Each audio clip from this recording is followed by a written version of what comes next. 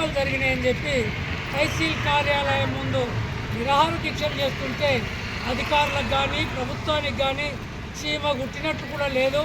అసలు ఈ అవకతవకలకు కారకులైనటువంటి వాళ్ళకు కూడా ఎలాంటి పలుకు లేదు. ఏమవుతుందో చూసుకుందాం, వాళ్ళు ఏం చేస్తారనే పద్ధతిలో వ్యవహరిస్తున్నారు.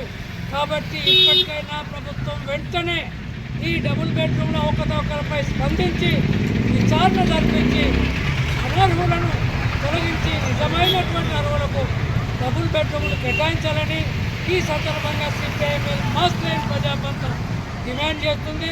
ఒకవేళ మీరు స్పందించకపోతే న్యాయపరంగా కోర్టుకు పోతాం. అదేవిధంగా ఉద్యమపరంగా కలెక్టరేట్లో, అదేవిధంగా హైదరాబాద్లో ఉన్నటువంటి ముఖ్యమంత్రి క్యాంప్ కార్యాలయాన్ని కూడా ముట్టడించడానికి వెనుకాడేది లేదని చెప్పి ఈ సందర్భంగా మేము ప్రభుత్వాన్ని హెచ్చరిస్తున్నాం. ఇళ్ల స్థలాల కోసమని అంకాపూర్ గ్రామస్తులు 3వ రోజు నిరాదీక్ష చేస్తున్నారు. వాళ్ళకు సంఘీభావంగా మేము రైతు సంఘంలో కూడా మేము డిమాండ్ చేస్తున్నాం మద్దతుగా.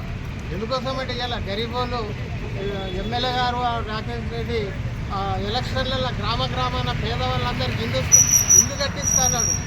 అని ఇల్లు కట్టించడేమో కానీ తనకు వాళ్ళకు పేదోళ్ళకి ఇల్లు వచ్చినా ఇట్నే వాళ్ళకు నాశనం చేస్తున్నాడు, ఇతరులకు ఇప్పిస్తున్నాడు. వాళ్ళు మన కేసీఆర్ ఉన్నప్పటి సంది కూడా వాళ్ళు పోరాటం చేస్తారు. 12-13 సంవత్సరాల నుంచి వాళ్ళకు అర్హత ఉన్నది. వాళ్ళు ముందు వరుసలో ఉన్నారు.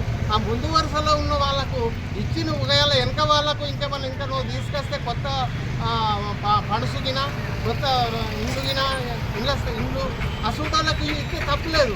అని ఆ ముందటలో తీసేసి వెనుకలో కట్టడం చాలా అన్యాయము, అది ఘోరము. నువ్వు ఇక్కడ ఏరియాకు, ఎందుకంటే నీకు ఉన్న 20-30 ఊళ్ళు ఉంటాయి ఎమ్మెల్యేగా, నీకు అసలు చెప్పుకునగలిగి వికారం అవుతుంది. దీన్ని నువ్వు దృష్టిలో పెట్టుకొని ప్రజలకు, ఇక్కడ పేద ప్రజలు నిరాహార దీక్ష 3 రోజుల చేస్తున్నారు, వాళ్ళకు న్యాయం చేస్తామని మేము కోరుతున్నాము. న్యాయం చేయకపోతే నువ్వే పతనం అవుతామని మేము హెచ్చరిస్తున్నాం.